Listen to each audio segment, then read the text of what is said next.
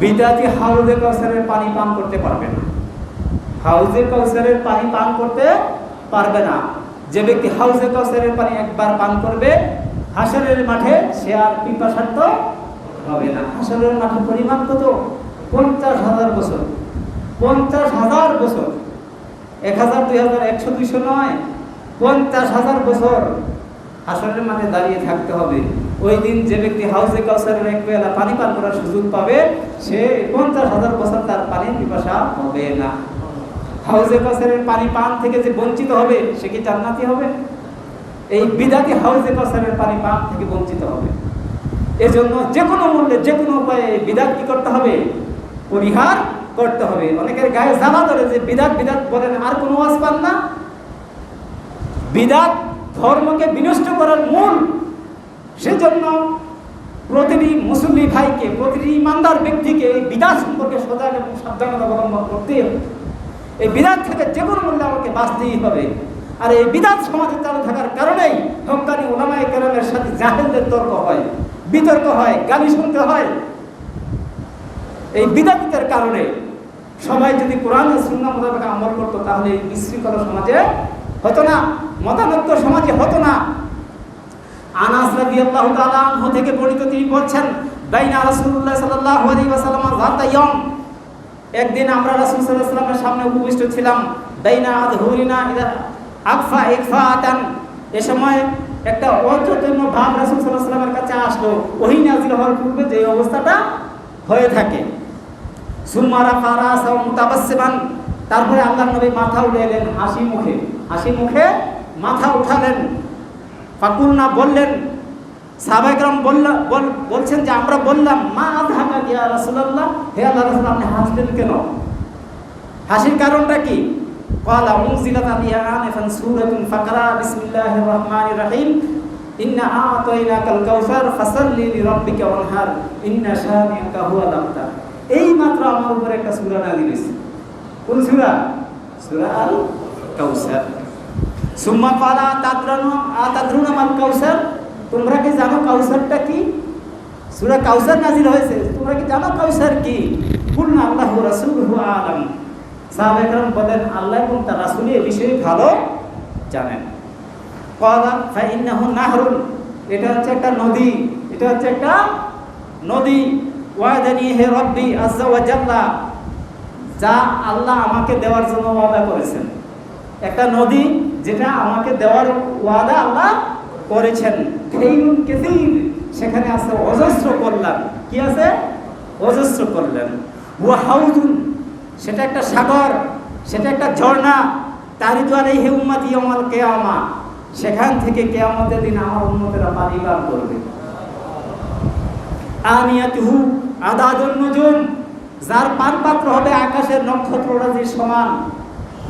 আকাশে যত নক্ষত্র আছে তত পরিমাণ হবে এই হাউজে কাউসারের বা কাউসারের পানি পান করার জন্য যে পেয়ালা পাত্র, তার সংখ্যা হবে আকাশে যত নক্ষত্র আছে তার সম পরিমাণ। কত আছে নক্ষত্র? আল্লাহু আকবার। ফায়ুতালাদুল আব্দু মিনহুম, এমত অবস্থায় সেখান থেকে একজন বান্দাকে তাড়িয়ে দেওয়া হবে। এমত অবস্থায় একজনকে সেখান থেকে কি করা হবে? তাড়িয়ে দেওয়া হবে।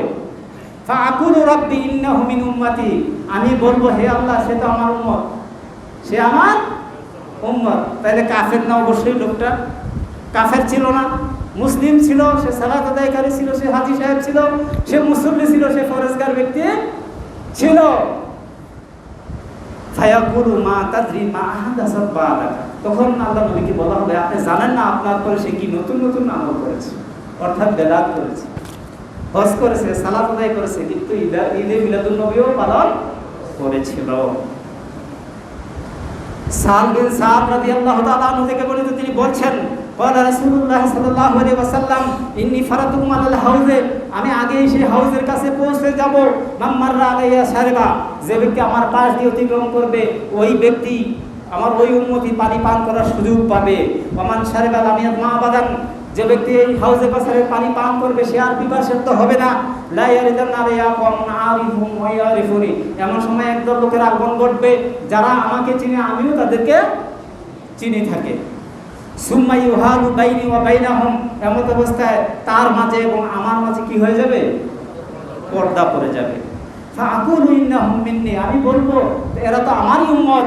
ফায়ুকালু ইন্নাকা লা তাদরি মা আহদাসু বা'দাক, আপনি জানেন না আপনার পরে তারা দ্বীনে কি সংযোজন করেছে, দ্বীনের মধ্যে ধর্মের নামে কি নতুনত্ব ঢুকিয়েছিল আপনি জানেন না। ওরা বলে আল্লাহ নবী গায়েব জানেন।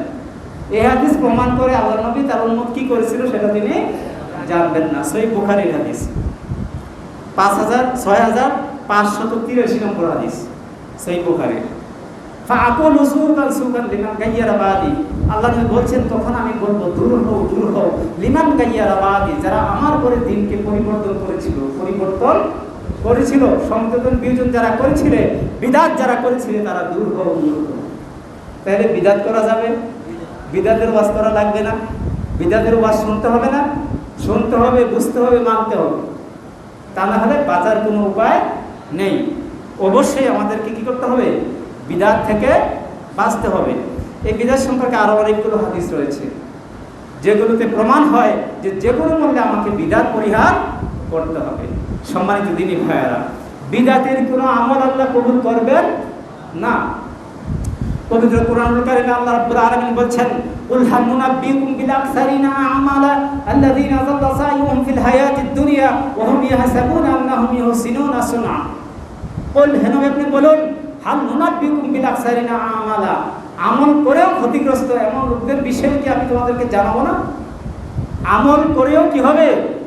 ক্ষতিগ্রস্ত হবে এমন ব্যক্তিদের সম্পর্কে, এমন লোকদের সম্পর্কে আমি তোমাদেরকে কি সতর্ক করবো না, জানাবো না? আল্লাযীনা যাল্লা সাইয়ুহুম ফিল হায়াতিদ দুনিয়া, দুনিয়ার জীবনে যাদের সমস্ত ইবাদত, সমস্ত প্রচেষ্টা কি হয়েছে? ব্যর্থ হয়েছে। ওয়া হুম ইয়াহসাবুনা আন্নাহুম ইউহসিনুনা সুনআ, অথচ তারা এটাকে ভালো মনে করেই করেছে। ভালো মনে করে না? বেদাতি যে বিদআতটা করে সে কি খারাপ জেনে করে? চোর চুরি করে সে কি জানে যে চুরিটা ভালো? হ্যাঁ, চোর চুরিটাকে ভালো মনে করে না, করে। কিন্তু বেদাতি বেদাতটা করে ভালো জানেই করে। শবে বরাতের হালুয়া মিষ্টি খায়, খারাপ জেনে খায়। মিলাদের জিলাপি খায়, খারাপ জেনে খায়? খারাপ জেনে খায় না। শবে মেরাতে ইবাদত করে ভালো জেনে কি করে? ইবাদত করে। খারাপ জেনে ইবাদত করে না। ফরজ সালাতের পরে মুনাজাত করে ভালো জেনেই করে, সওয়াবের আশায় করে, খারাপ জেনে করে না। কিন্তু চুরি করে, ডাকাতি করে ভালো জেনে করে? ডাকাতি করলে সওয়াব হবে এটা জেনে করে? চুরি করলে সওয়াব হবে এর জন্য করে? কিন্তু বেদাতি শরীয়ত মনে করে কি করে? বেদাতটা করে থাকে। অথচ শরীয়তের প্রবর্তক হচ্ছেন নবী মুহাম্মদ রাসূলুল্লাহ সাল্লাল্লাহু আলাইহি ওয়াসাল্লাম। নবীর রিসালাতকে সে অসম্পূর্ণ মনে করছে এই বেদাতি। তারা সে মনে করে থাকে নবী সাল্লাল্লাহু আলাইহি ওয়াসাল্লাম এই বিষয়টা আমাদেরকে বলেন নাই, এটা আমাদেরকে করতে হবে, এতে বহু সওয়াব আছে, যা নবী সাল্লাল্লাহু আলাইহি ওয়াসাল্লাম আমাদেরকে খবর দেন নাই, বলেন নাই। সম্মানিত দ্বীনী ভাইরা, তাহলে এই বিদআত থেকে অবশ্যই আমাদেরকে কি করতে হবে? বিরত থাকতে হবে। আর বেদাত তার বেদাতটাকে হাসানাই মনে করে, ওহুম ইয়াহসাবুনা আন্নাহুম ইউহসিনুনা সুনআ, সে ধারণা করে, সে বিশ্বাস করে তার এই কাজটা ভালো কাজ। উলাইকা আল্লাযীনা কাফারু বিআয়াতি রাব্বিহিম ওয়া লিকাইহি ফাহাবিতাত আমালুহুম ফালা নুকিমু লাহুম ইয়াওমাল কিয়ামাতি ওয়াজনা। উলাইকা আল্লাযীনা কাফারু বিআয়াতি রাব্বিহিম, তারাই ওই সমস্ত লোক যারা আমার আয়াত সমূহের প্রতি অস্বীকারী, ওয়া লিকাইহি, এবং আমার সাক্ষাৎকে অস্বীকারী, ফাহাবিতাত আমালুহুম, আমি তাদের আমল সমূহ বাতিল করে দেব। বেদাতির আমল কি হয়ে যাবে? বাতিল হয়ে যাবে। ফালা নুকিমু লাহুম ইয়াওমাল কিয়ামাতি ওয়াজনা, কিয়ামতের দিন তার আমল মাপা হবে না, ওজন করা হবে। যালিকা জাযাউহুম জাহান্নাম, তার পরিণত হবে জাহান্নাম, বিমা কাফারু, তার এই কুফরির কারণে, ওয়াত্তাখাযু আয়াতি ওয়া রাসূলি হুজুয়া, আমার আয়াতকে এবং রাসূলকে হাসি ঠাট্টা তামাশার বস্তু হিসেবে গ্রহণ করার কারণে। রাসূলকে ঠাট্টা করা হয় না?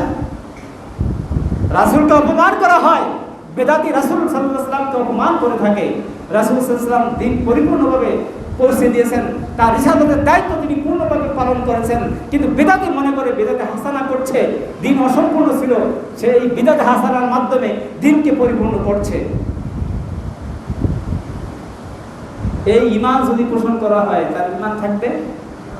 এই বিশ্বাস করলে কি ঈমান থাকবে? ইসলাম একটা পরিপূর্ণ জীবন ব্যবস্থা। আলিয়াউমা আকমালতু লাকুম দীনাকুম ইন্নাদ দীনা ইনদাল্লাহিল ইসলাম।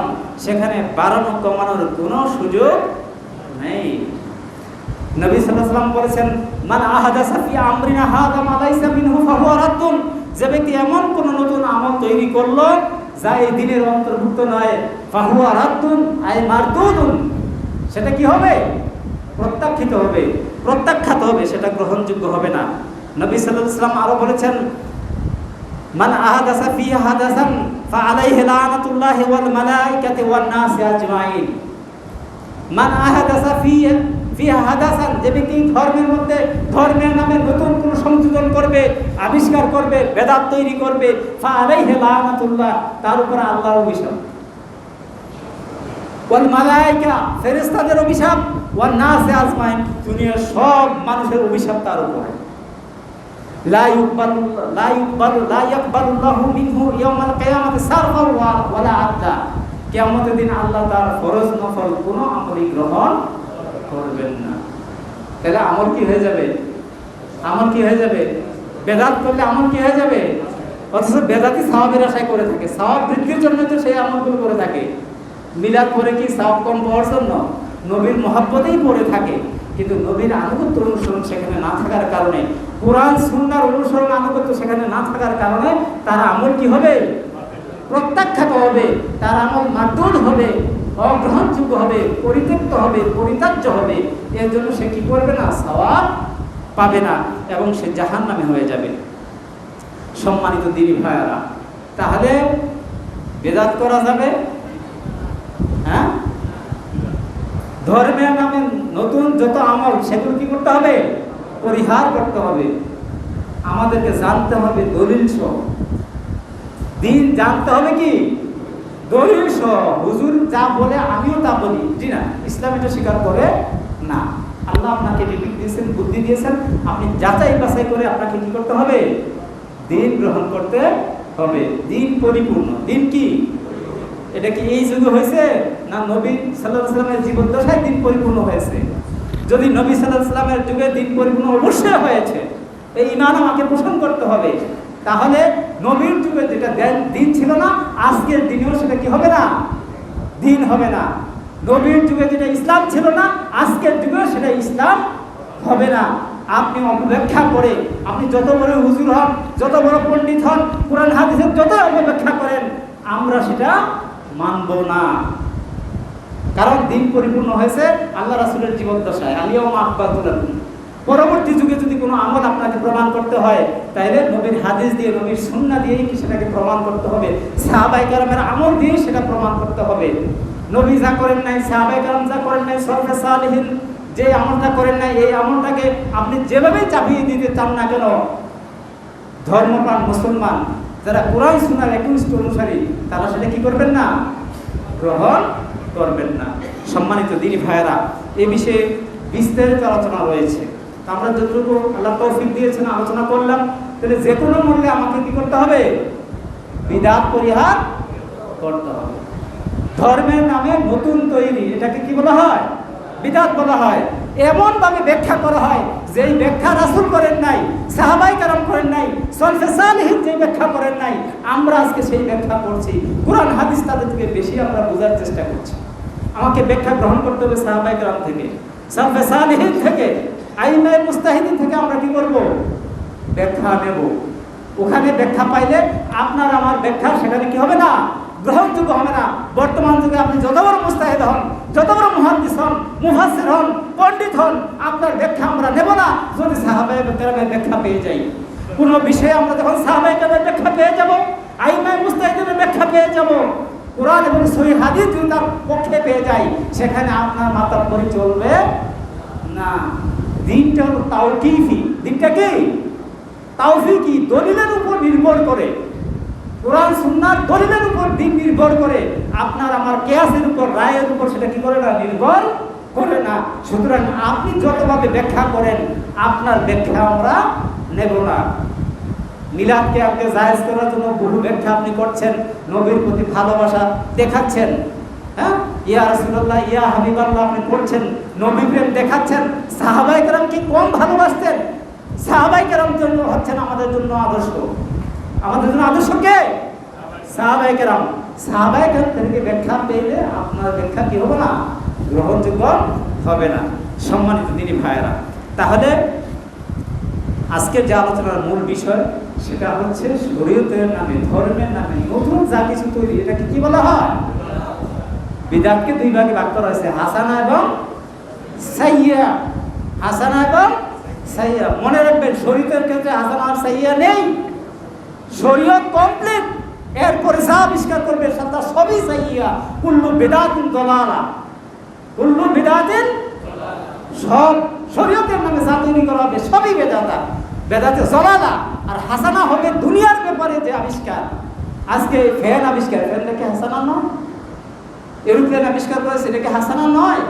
সিনেমা আবিষ্কার করছেন, এটা কি সাইয়্যা? দুনিয়ার ব্যাপারে ভালো মন্দ হতে পারে, শরীয়ত যেটাকে সমর্থন করবে সেটাকে আমরা গ্রহণ করব, শরীয়ত যেটাকে সমর্থন করবে না সেটাকে প্রত্যাখ্যান করব। আল্লাহ রাব্বুল আলামিন আমাদের সকলকে শরীয়তের নামে, ধর্মের নামে নব আবিষ্কার থেকে বিরত থাকার তৌফিক দান করুন। ব্যক্তি জীবনে, পারিবারিক জীবনে, সামাজিক জীবনে, সর্বক্ষেত্রে পবিত্র কোরআন সহিহ হাদিসের নিঃশর্ত অনুসারী হওয়ার তৌফিক দান করুন।